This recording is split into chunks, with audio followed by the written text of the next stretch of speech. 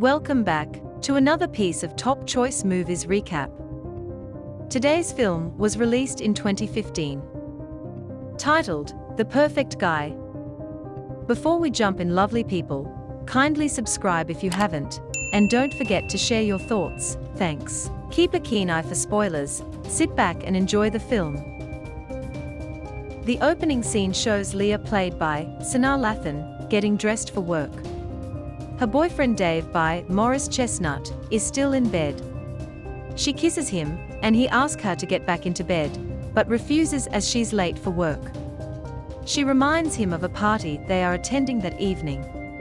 At a coffee shop, Leah orders an iced coffee while catching the eye of a handsome guy further down the counter. They smile. The clerk hands the guy his iced coffee while Leah also reaches for the same cup. He tells her to take it, he doesn't mind. She blushes and walks away, forgetting the coffee. She takes the cup, clearly flustered. That night at the party, celebrating their friend's wedding anniversary, Leah notices the interaction between Dave and their friend's son. Back at home, Leah brings up the topic of marriage and kids. Apparently Dave isn't ready for marriage or kids, and told her off, as they've agreed not to bring it up again. When they can't come to an agreement, Leah asks him to leave and they split up. Leah throws herself into work in an effort to forget about Dave. One night Leah is meeting her friend Karen for dinner. As she's waiting at the bar, and she receives a text from Karen that her son is sick, and she can't make it. A man approaches her and offers to buy her a drink. She points to her drink and says she already has one. He asks if she's waiting for someone, and she says yes, my boyfriend. The man persists and asks her to just leave with him instead. She declines, and he continues to bother her. She then hears a man's voice ask if she's been waiting long. It's the guy from the coffee shop. He turns to the bothersome guy and asks, "Why are you still standing here?" The guy finally leaves. Leah thanks the man, whose name is Carter Duncan, played by Michael Ealy, and he says don't mention it. She offers to buy him a drink, but he declines, stating he's with co-workers, and they are about to leave. She says, "Well now, I'm twice in your debt," reminding him of the coffee shop. Next scene, they are having dinner and getting to know each other. There is an obvious attraction. After dinner, they share a passionate kiss, and he gives her his card. The next day at work, Carter phones Leah, and she is surprised that he found her. He reminds her that he is an IT specialist. He asks to see her again, and takes her to a steamy reggae club, where they dance erotically, and end up having sex in the restroom. That night, Leah forgets her keys and retrieves the spare key from a fake rock in her yard. Her neighbor, Mrs. McCarthy, Tess Harper, comes out, and Leah introduces Carter as her boyfriend. As their relationship progresses, Leah invites Carter to spend the weekend with her family in San Francisco. There he bonds with her parents by taking her father, Roger Vaughn, played by Charles Dutton, to a baseball game. Her mother insists that the two sleep in separate rooms, and Leah attempts to sneak into Carter's bed. He tells her to respect her parents and sends her back to her own room. This only serves to endear him to Leah.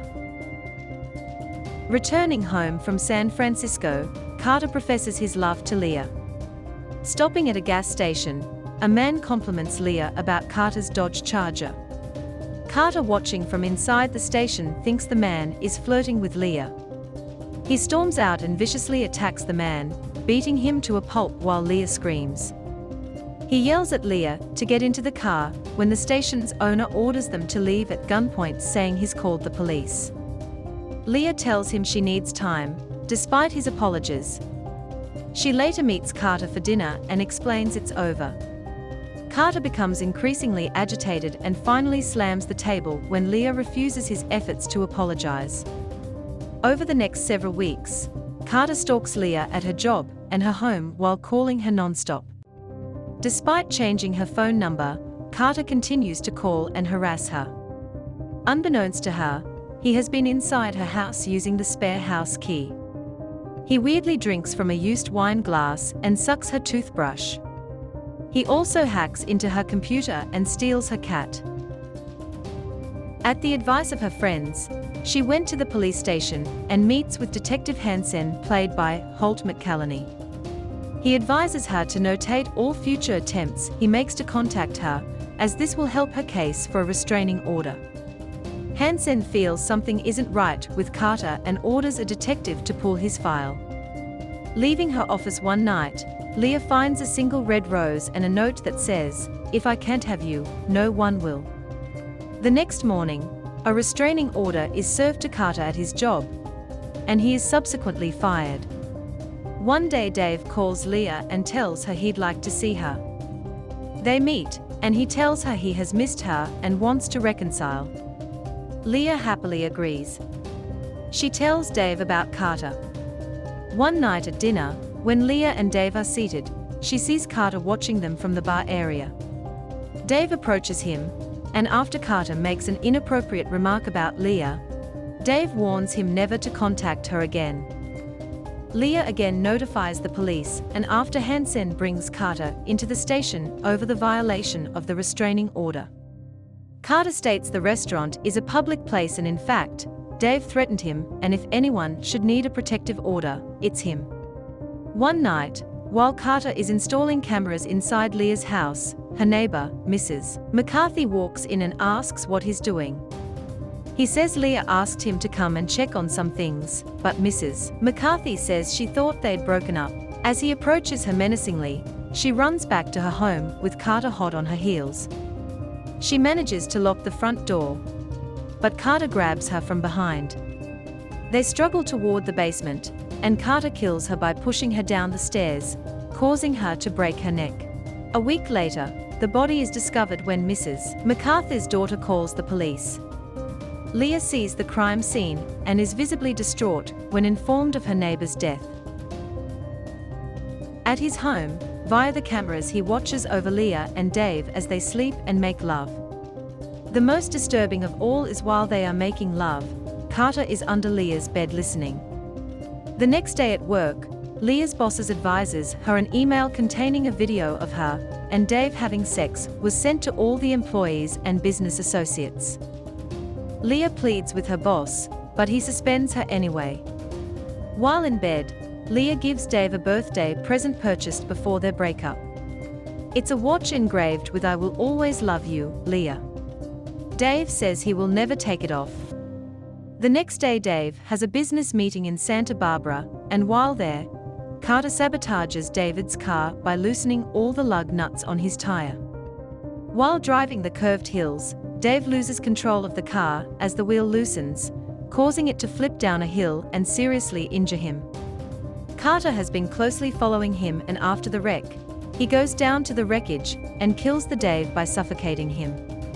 He also removes Dave's watch. Meanwhile, Leah has been frantically calling Dave, and she falls asleep waiting for him. Hansen and another detective arrive at Leah's home to tell her of Dave's dead. Leah collapses in his arms. After the funeral, Leah returns home and falls asleep fully dressed. When she awakens, Dave's watch is on the nightstand. Leah is convinced Carter is involved, but there are no prints anywhere, and Hansen advises her there is no evidence proving otherwise. After investigating Carter, Hansen has learned that Carter is not his real name, and that he changed his identity after a similar series of harassment. Before he leaves, Hansen gets physical with Carter and tells him he should be more careful. He also tells Leah that Carter was shuffled from foster home to foster home, and everything he told her is a lie. He tells Leah it's his coffee break, and she is furious. She follows him to a coffee shop where he tells her a story about a person who kept getting robbed. This guy bought a 12-gauge shotgun and put 2 bean packs in the first rounds and shells in the remaining rounds. When she asks why, he tells her the first 2 are a warning. He tells her she may be forced to take care of him on her own. We then see Leah buying a shotgun. Leah spots Carter with another woman and approaches the couple. She tells the woman everything Carter has done to her and advises her to run and run fast, which the woman does. Leah then files another restraining order against him and delivers it to his new boss herself, again getting him fired. Furious, Carter kicks the trash can as he's leaving his office. While following him, she finds his apartment and breaks in using a crowbar. There she finds all his computer monitors, as well as her cat. Unable to crack the password, using a bat, she destroys all his computers and trashes the apartment. She then spray paints, "Not good enough, bring it bitch" on the wall. That night, Carter breaks into Leah's home. He hears the shower running and enters the bathroom.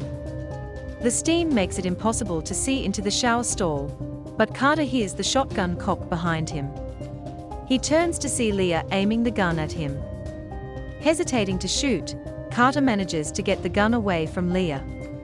The two fight and Carter slings Leah from room to room against the walls. He throws her down the stairs, and the two continue the fight in the kitchen. Leah is able to grab a knife and slash Carter once before he gets the knife away. Using pots on the stove, Leah finally incapacitates him enough to grab the shotgun. Carter dares her to shoot him and continues to advance. Leah shoots him with the beanbag ammo twice in an attempt to immobilize him. When he asks her what that was, she says a warning. As he continues to advance, she shoots him with an actual shell, killing him, sending him crashing back, and shattering the glass top coffee table. A beaten and blooded Leah enters the police department asking for Hansen. She lays the gun on his desk and says, "I'd like to report an intruder."